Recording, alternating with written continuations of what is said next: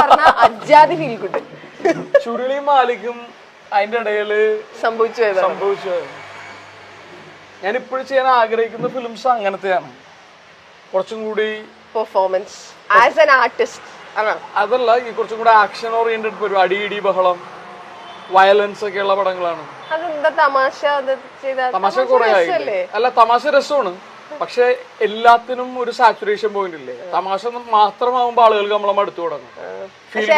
Role models അല്ലേ, role മോഡൽസിൽ മറ്റേ പെണ്ണ് കാണാൻ നടക്കുന്ന റോള്, അതൊക്കെ ഭയങ്കര രസമാണ്. അതിപ്പോഴും അത് ഈ റീൽസിൽ ഭയങ്കരമായിട്ട് ഓടുന്നുണ്ട്, ഭയങ്കര രസമാണ്. മോഹൻകുമാർ ഫാൻസ് ഒക്കെ ഇങ്ങനെ റീൽസ് മെൻഷൻ ദാറ്റ് കോഴി ഇൻ യുവർ ഗാങ് എന്നൊക്കെ. അത് പക്ഷെ എന്തൊരു നാച്ചുറലാന്ന് അറിയോ, ഭയങ്കര നാച്ചുറലാ ശരിക്കും. ആക്ച്വലി ഇല്ലേ, കോളേജിലൊക്കെ പഠിക്കുന്ന സമയത്ത് what kind of A college student വരൂ? ഞാൻ ഭയങ്കര അണ്ടർഡോഗ് ആയിരുന്നു. കോളേജിൽ ഞാൻ കൈൻഡ് ഓഫ് ഓക്കെ ആയിരുന്നു. കൈൻഡ് ഓഫ് ഓക്കെ എന്ന് പറഞ്ഞു കഴിഞ്ഞാൽ കോളേജിൽ എന്തെങ്കിലും ഇലക്ഷനൊക്കെ നിന്ന് ഒരു ഓക്കെ പരിപാടിയായിരുന്നു. പക്ഷെ ഇന്നത്തെ പിള്ളേരുടെ പോലെ അങ്ങനെ ഒരു പ്രേമമൊന്നും ഉണ്ടായിട്ടില്ല. ഇപ്പൊ ഞാൻ ആലോചിക്കും ഞാൻ എന്ത് മണ്ടനായിരിക്കും എന്നുള്ളത്. അത് പ്രേമം ആരോടെങ്കിലും തോന്നിയാൽ കൂടി അത് പോയി പറയാനോ എക്സ്പ്രസ് ചെയ്യാനുള്ള ഗട്സ് ഒന്നും ഉണ്ടായിരുന്നു. പക്ഷെ കോളേജായിരുന്നു ബെറ്റർ. പിന്നെ അത് കഴിഞ്ഞ് FTIയിൽ പോയി, പിന്നെ കാര്യങ്ങൾ മാറി. പിന്നെ നമ്മള് അവിടെയും പ്രേമൊന്നും ഉണ്ടായിട്ടില്ല. അവിടെ ഒരു അല്ലറ ചില്ലറ പ്രേമമൊക്കെ ഉണ്ടായിരുന്നു. ഡിഗ്രി ടൈമിനാണല്ലോ, അതൊരു വേറെ ഒരു കാലഘട്ടമാണ്. അതാണ് ഞാൻ പറഞ്ഞത്, your childhood was A life. അതൊക്കെ എൻജോയ് ചെയ്യണ്ടേ? നടന്നില്ല. നോക്കട്ടെ, കൊറേ ബാൽക്കണി സ്പേസസ് ഉണ്ട് വീടിന്. ഇത് രക്ഷപ്പെടാൻ കാരണം കൊറോണ ടൈമിലാണ് എനിക്ക് യൂസ് വന്നത്. അല്ലെങ്കിൽ നമ്മള് ഇത്ര ഇവിടെ വന്നിരിക്കലൊന്നും.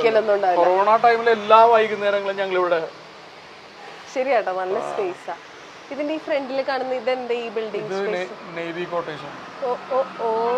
ഞാൻ ഇതിനു മുമ്പ് ഒരു കാര്യങ്ങൾ ചോദിച്ചപ്പോഴും പിന്നെ ആറ്റിറ്റ്യൂഡ് കാണിച്ചിട്ടില്ല. പക്ഷെ ഒരു കാര്യം ചോദിച്ചപ്പോ കാണിച്ചു, എന്താന്ന് പറയാമോ? പാട്ട് പാടാൻ പറഞ്ഞു. എക്സാക്ട്ലി. ഇപ്പൊ ഇതിന്റെ അകത്ത് ഒരു നല്ല ബ്യൂട്ടിഫുൾ ഭയങ്കര വില്ലേജ് ഫീൽ ഉള്ള ഒരു പാട്ട് ഇറങ്ങിയിട്ടുണ്ട്, പാടുക. ആ പാട്ടൊന്നും പാടാറിഞ്ഞൂടാ. പക്ഷെ ഞാൻ ഇപ്പൊ ഇന്നിങ്ങോട്ട് വന്നപ്പോ മഞ്ജു ആണെന്ന് പറഞ്ഞപ്പോ ഞാൻ പാട്ട് പാടാൻ തീരുമാനിച്ചു. ശരിക്കും?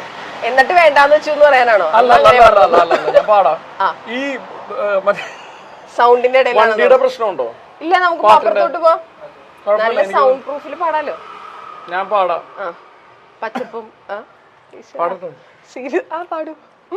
ചിരിപ്പിക്കോടോ? ഇല്ല. എന്താ പ്രശ്നം അറിയാം മഞ്ജു? എല്ലാരും തുറന്നു പറയുന്നോണ്ടിട്ട് വിഷമം വിചാരിക്കരുത്. അല്ല, ഞാൻ പാടാൻ വേണ്ടി വരുമ്പോ അനാവശ്യമായിട്ടുള്ള ശബ്ദങ്ങൾ, രൂപഭാവങ്ങൾ പുറപ്പെടുവിക്കരുതെന്നല്ലേ? ഒരിക്കലും ഇല്ല, പാട്. ആ ഫസ്റ്റ് നോട്ട് തെറ്റിയാ പിന്നെ പാടാൻ പറ്റുള്ളൂ. ഒരു സുഹൃത്ത് എന്നുള്ള നിലയിൽ ഞാൻ ഇങ്ങോട്ട് വന്നപ്പോ നിങ്ങളാണ് ഇന്റർവ്യൂ ചെയ്യണമെന്ന് അറിഞ്ഞപ്പോ ഞാൻ പാടണം എന്ന് ഉറപ്പിച്ചു വന്നിരിക്കുകയാണ്. എന്നെ പാടണ്ടെന്ന് പറയുന്ന ഒരു തീരുമാനത്തിലേക്ക് എത്തിക്കരുത്, അതെനിക്ക് പറയാനുള്ളൂ. കണ്ടോ, ഇപ്പോഴും എന്നെ ചിരിപ്പിക്കുന്ന എന്റെ മുമ്പിൽ ഇത് മുഴുവൻ പറഞ്ഞ ഞാൻ ചിരിക്കില്ലേ? ഇല്ല, പാട്. ഞാനത് എന്തായാലും പാടിപ്പിക്കുന്ന പറഞ്ഞ പാട്.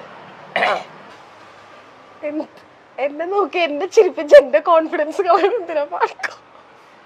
എനിക്ക് മനസ്സിലാകുന്നില്ല, ഒരാൾ ഇത്ര അടുത്തിരുന്നിട്ട് ചിരിച്ചു കഴിഞ്ഞാൽ നമുക്ക് പാടാൻ പറ്റും. ഞാൻ പുറകോട്ട് നീങ്ങിക്കോ, പാട്.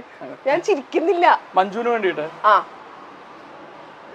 വേതാളം പോലെ കൂടെ തുടരുന്ന ശാപൊന്നും പാടരുതിട്ടോ, മഞ്ജുവിന് വേണ്ടിട്ടെന്നൊക്കെ പറഞ്ഞിട്ട്.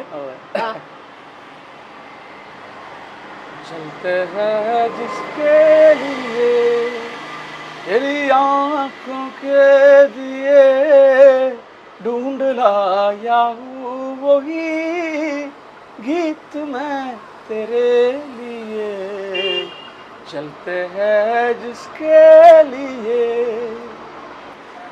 दिल में रख लेना इसे हाथों से ये टूटे ना कहीं गीत नाजुक है मेरे शीशे से भी टूटे ना कहीं दिल में रख लेना इसे हाथों से ये छूटे ना कहीं गीत नाजुक है मेरे शीशे से भी टूटे ना कहीं गुनगुना लूंगा वही गीत मैं तेरे लिए चलते हैं जिसके लिए तेरी यादों के दिए ढूंढ लाया हूँ वही गीत मैं तेरे लिए